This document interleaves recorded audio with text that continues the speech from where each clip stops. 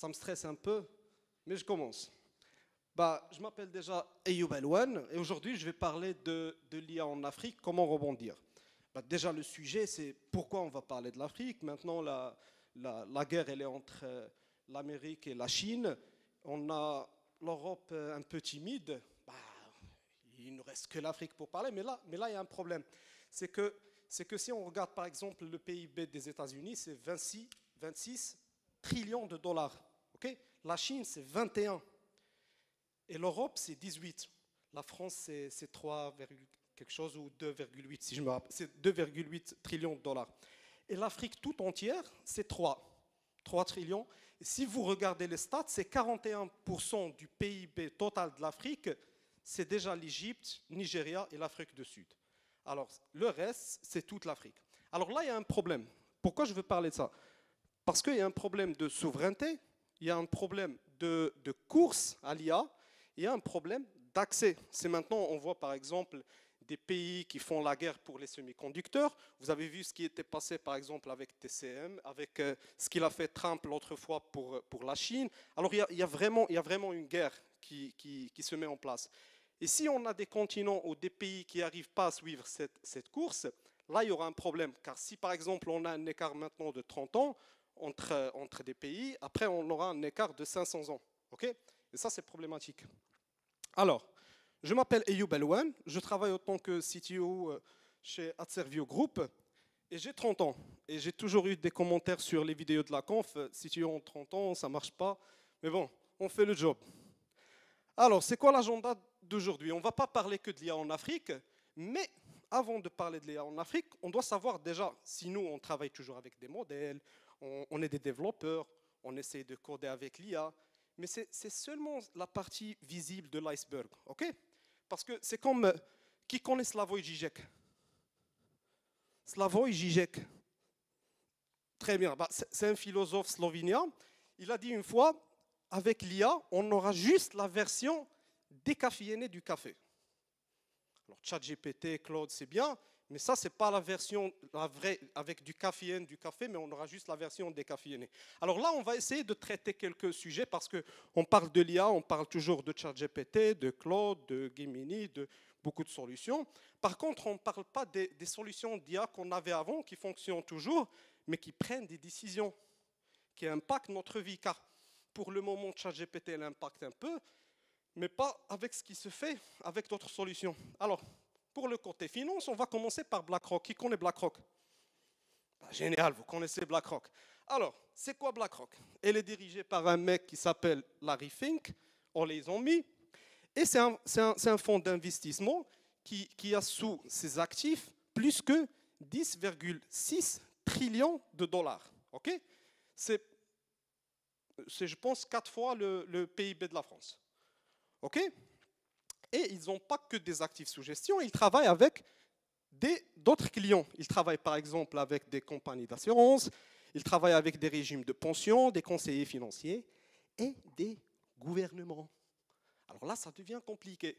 Car par exemple, quand on parle de BlackRock, ils n'ont pas que des actifs par exemple sur l'agriculture. Non, mais ils ont sur l'agriculture des boîtes de santé, des boîtes d'armement, et ils conseillent des gouvernements. À travers quoi? À travers une solution qui s'appelle Aladdin AI. Qui a entendu parler d'Aladdin AI? Toujours le même gars qui connaît Slavoj Žižek. Bon, Aladdin AI, c'est une solution qu'ils ont, c'est un logiciel qui fait le traitement de données, il fait des recommandations de décisions pour des placements, pour des investissements. Et le but de BlackRock, par exemple, c'est gagner plus d'argent. Alors, ils ont un logiciel qui s'appelle Aladdin AI, qui a accès à toutes les données, à beaucoup de bases de données dans le monde, et il est utilisé maintenant par plusieurs banques centrales. Okay, alors, il a accès à une variété de données. Il peut les traiter et faire des recommandations. Alors, Aladdin AI, il n'est pas seulement utilisé par BlackRock maintenant, mais c'est un service que BlackRock il vend à d'autres clients. On est bien d'accord. Alors, il a sous gestion 21,6 trillions de dollars. OK? Alors, c'est presque le PIB de la Chine. c'est ce qu'il gère Aladdin IA. Alors ça, c'est du vrai IA. Hein. Ça, c'est pas ChatGPT. Ça, c'est l'IA qui gère. Et quand on dit il a 21,6 trillions de dollars, il fait 25 000 par jour de transactions commerciales, il a 55 000 utilisateurs et il sort des rapports des erreurs d'investissement qui détectent chaque jour 3 000 parce qu'il a accès à tout. Il fait 4 milliards, il surveille 4 milliards de transactions d'actions à la bourse de New York et il gère 55 000 portefeuilles d'investissement. D'accord? Et pour vous donner un exemple ici, l'impact de Aladdin, ce n'est pas seulement un petit logiciel utilisé, mais il est utilisé, par exemple, la crise de 2008, le département de trésor américain a fait appel à BlackRock pour utiliser Aladdin AI pour détecter ce qu'ils appellent ce que j'ai regardé, ce qu'ils appellent des actifs toxiques ou des trucs comme ça, mais c'est pour prendre la décision de comment ils vont gérer la crise. Et Aladdin, il a fait des recommandations. Voilà, on fait marcher la planche à billets, on fait ça, on fait ceci, on fait cela, on fait tel investissement, on abandonne tel investissement. Ils suivent ce logiciel. Ce qui est très, très normal, car lui, il a accès à tous les données. Il a accès pas seulement à des bases de données, mais il a accès à d'autres fonds d'investissement, il a accès aux données de d'autres banques, de d'autres assurances et de d'autres entreprises. Et là, on voit avec Aladdin AI un monopole en construction. C'est quoi un monopole en construction? C'est que, imaginez si ce logiciel, ce que j'ai trouvé dans un papier de recherche, mais je n'ai pas trouvé beaucoup de confirmation de ça, mais dans ce papier de recherche, il est mentionné qu'il est utilisé maintenant par 55 banques centrales. Ils ne déclarent pas, ils ne disent pas qu'on l'utilise, mais ils l'utilisent. D'accord? Et c'est quoi le problème? Déjà, on a BlackRock. Comme j'ai dit, il investit dans des entreprises, par exemple, de santé, d'assurance, des banques, d'armement, des réseaux sociaux. Et le but de Aladdin AI, c'est de générer plus d'argent pour les investisseurs. Si Aladdin AI, par exemple, il a accès à toutes ces données, à toutes ces banques centrales, à toutes ces entreprises d'armement, je ne sais pas, dans des petits pays, peut-être il va recommander, parce qu'il faut vendre les armes, encore. Alors, on ne sait pas les recommandations qu'il va faire. Peut-être il va recommander une guerre. Ça va arriver, on ne sait jamais, car il faut faire de l'argent. Et ça, c'est ce qui est problématique avec l'IA. Car le problème à la fin, c'est la souveraineté. On ne sait pas qui détient le contrôle. Et si on n'arrive pas à suivre la course, à la fin, on sera soumis à des décisions de ceux qui détiennent la solution.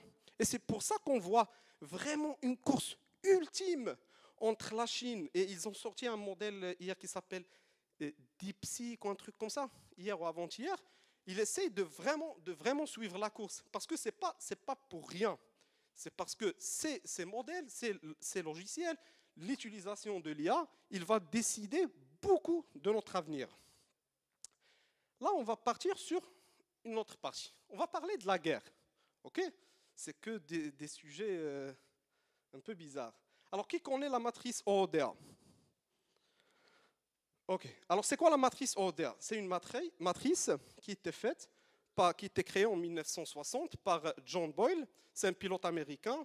C'est le concepteur du F-16. Et il est adapté maintenant à l'économie et la cybersécurité. Et c'est une matrice qui aide à la prise des décisions pour contrer les adversaires. Alors, on commence par observer, orienter, décider et agir. Et est-ce que cette matrice, vous ne voyez pas qu'elle est vraiment adaptée à des logiques de l'IA? Si par exemple, on a un drone IA, il a une caméra, il a accès aux données, il est connecté, il a accès aux données de réseaux sociaux, alors il observe.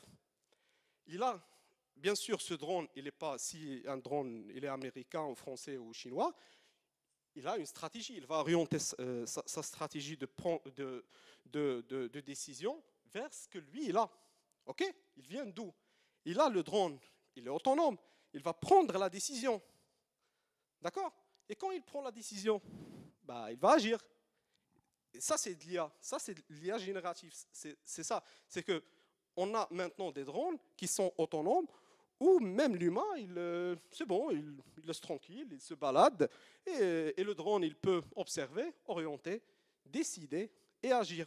Alors, ça, c'est la vraie version de l'IA. Maintenant, je vais vous raconter une petite histoire. L'histoire, c'est dans les années...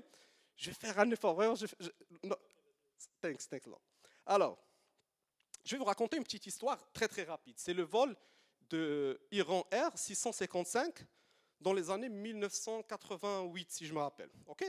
Alors, il y avait la guerre entre l'Iran et l'Irak. Mais vous savez tous que l'IA, il était utilisé déjà avant ChatGPT. On est bien d'accord sur ça. Il est utilisé par l'armée, tranquille, ça fonctionne. Ce qu'on a maintenant, c'est l'IA générative. Mais l'IA, il était toujours là avec l'armée. Ils avaient un radar qui s'appelle Aegis. Et bien sûr, les États-Unis, tant qu'il y a la guerre entre l'Iran et l'Irak, ils doivent déployer des navires pour protéger des zones démocratiques, ça veut dire des zones pétrolières. Okay, et là, pour protéger ces zones, ils ont déployé le navire, ils ont les missiles, et ils ont un radar qui s'appelle Aegis, qui utilise bien sûr l'IA, et qui intercepte des signaux. Alors, ce qu'il va dire, le radar, il va dire, j'ai intercepté un signal d'un vol commercial où il y a 290 personnes, okay, sur l'avion. Tranquille, le colonel ou général, il voit les données, ça passe. Par contre, il fait une autre parce que juste après, il détecte par d'autres signaux qu'il y a un avion F-14 qui décolle du même aéroport. Et là, le colonel, il confond tout. Il regarde les signaux, il regarde les recommandations. Et là, Aegis, il dit quoi? Le radar, il ne se trompe pas. Il dit, non, ne fais pas. Il y a deux choses, mais les signaux que je te montre maintenant, c'est les signaux d'un vol commercial. Pourquoi? Parce qu'il suit le même trajet qu'avant. Alors, on n'a pas de problème. Mais le colonel, sous tension, il stresse, il dit, non, on s'en fout, on va tirer. C'est le F-14. Même s'il il a dit que ce n'est pas le F-14. Vous pensez quoi? Il va tirer ou pas? Voilà. Alors, le problème, c'est qu'il envoie les missiles et il tue 290 personnes. Tranquille. Tu vois. Et là, pourquoi j'ai dit ça? Parce que on parle beaucoup de décisions de l'IA l'IA se trompe et tout, mais aussi l'humain, il est là. Il prend la décision, il se trompe aussi. Et là, on avait 290 vies perdues. L'Amérique, il a dit non, je n'ai pas fait ça, mais après, ils ont fait les enquêtes, ils ont trouvé que c'était le cas. Et c'est un vol très, très, très, très connu. Alors, les promesses de l'IA militarisée. On a les drones. Les drones, c'est très génial. Comme je vous ai expliqué, c'est facile. On a l'ODA, ça fonctionne très bien. On n'a pas besoin d'intervention. Et on a quoi ici? On dit quoi? On dit préservation de la vie humaine. C'est tranquille. On a une guerre de drones. Les autres, ils ont envoyé des drones. Nous, on envoie des drones. Et c'est à l'aise. On a l'IA qui tire. Mais ils vont tirer sur quoi? Pas sur des gens.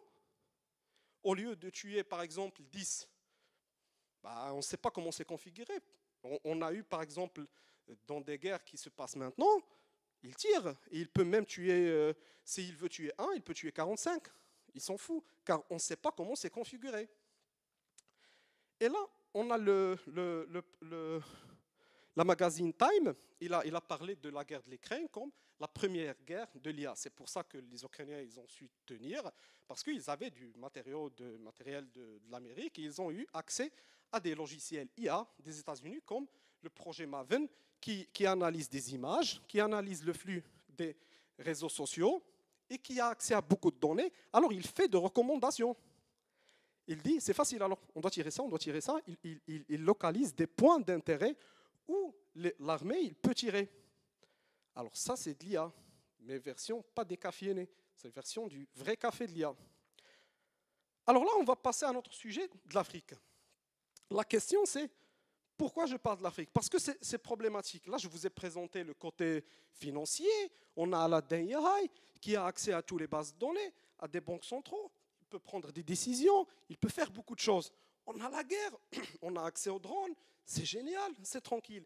Mais en Afrique, il y a déjà un problème. C'est le problème de la connectivité. D'accord? Et pour commencer, par exemple, si vous voyez la moyenne mondiale, on a 66% de pénétration d'Internet. Mais si on regarde l'Afrique centrale ou l'Afrique de l'Est, c'est seulement 26%. D'accord? il y a 26% de pénétration. Il n'y a pas de réseau filaire, il n'y a que de réseau de mobile, que si vous voulez consommer quelque chose, vous devez l'acheter. On est bien d'accord, c'est que vous n'avez pas du fibre optique, mais vous devez acheter ce que vous allez consommer. Et là, vous avez un problème aussi de pouvoir d'achat. Par exemple, si vous regardez des pays comme Mali ou Burkina Faso, le salaire minimum, c'est presque le prix de 15 gigaoctets d'Internet. Et quand on dit 15 gigaoctets par mois, ça veut dire quoi? Ça veut dire regarder une vidéo YouTube de 1 heure avec une qualité de 480, une seule vidéo par jour. Vous allez déjà consommer 15 gigas. Si vous regardez une seule vidéo de 1 heure avec une qualité de 480, par jour, en un mois, vous allez consommer 15 gigas. Alors là, il y a un problème de fond, c'est qu'on ne va pas parler de l'IA, il n'y a pas une question de on va faire la course pour avoir les GPU, c'est très problématique. Et là, c'est pour ça que vous voyez beaucoup de gouvernements maintenant, ils font appel à Starlink. D'accord? Ils déploient Starlink. Voilà, tout le monde il peut avoir accès, mais ça reste toujours un problème de pouvoir d'achat. Alors, mais ça sert à quoi l'IA? Ce qu'on voit maintenant en Afrique, c'est qu'il y avait beaucoup de problématiques, soit d'agriculture, soit de santé, soit de l'éducation. Et si on va utiliser l'IA en Afrique, on est bien d'accord qu'on ne va pas faire des drones. D'accord? On ne va pas faire des trucs très compliqués, mais déjà, il faut regarder ce qui est déjà en retard. Ce qui est en retard, on peut voir par exemple l'agriculture. Il y a des logiciels d'IA qui sont déjà faits, qui utilisent, développés par Google AI par exemple comme Noro, qui détecte, qui fait des diagnostics des maladies des plantes. Et ça c'est génial parce qu'il y aura toute une population africaine qui aura accès à plusieurs de ressources. Sur la santé par exemple, on voit par exemple le Maroc, il fait l'utilisation des robots chirurgicaux de Da Vinci. L'utilisation a augmenté de 30%. De 30% entre 2020 et 2024. Et on peut avoir aussi le côté éducation, pour que tout le monde il peut avoir accès à l'éducation personnalisée. On a des logiciels comme Mshul qui utilisent l'IA, il peut fournir que des SMS pour que tout le monde il a accès. Alors, la question c'est pourquoi je vous parle de ça? C'est parce que peut-être que ça fait 100 ans, il y avait quelqu'un qui parle de peut-être faut aller en Afrique, il y a des ressources, il y a des choses à faire. Mais aujourd'hui, je vous parle qu'il y a de l'opportunité pour aider des gens là-bas, pour travailler sur des solutions là-bas et pour utiliser l'IA, pas d'une manière pour faire la guerre, pour faire des drones, mais pour donner accès à des gens qui n'ont pas accès maintenant à beaucoup de choses. Et ça va leur faciliter la vie. Et soit la jeunesse, soit africaine, soit française aussi, ils peuvent regarder là-bas, regarder des pays là-bas où il y a encore des problématiques d'accès à des services basiques comme la santé, l'agriculture, l'éducation, et ça va aider beaucoup. Alors, j'ai une question. Vous pensez que pour faire ce talk de presque, on a fait maintenant 18 minutes, je pense, ça m'a pris combien de temps? Est-ce que ça m'a pris 1 heure, 1 jour, 1 semaine, 1 mois ou 1 an? 1 an. 1 semaine. Alors, ça m'a pris 1 heure. Pourquoi ça m'a pris 1 heure? Pour la simple raison que j'ai travaillé sur un livre que lui, il m'a pris 1 an. D'accord? Et le livre, il parle de l'IA dans l'économie, mais plus détaillé, pas seulement ce que je vous ai présenté maintenant, de la guerre des semi-conducteurs, de côté la guerre tout court, de l'Afrique aussi, là où je parle des réseaux sociaux, ce qu'il peut faire. Et c'est un travail qui m'a pris 1 an. Et voilà le livre, qui va sortir normalement, je vais le sortir en janvier, 1er janvier. Ça, c'est le code barre de mon LinkedIn. Vous pouvez le scanner. Comme ça, vous aurez la publication du livre après. Et je vais vous dire merci. Bravo, bravo.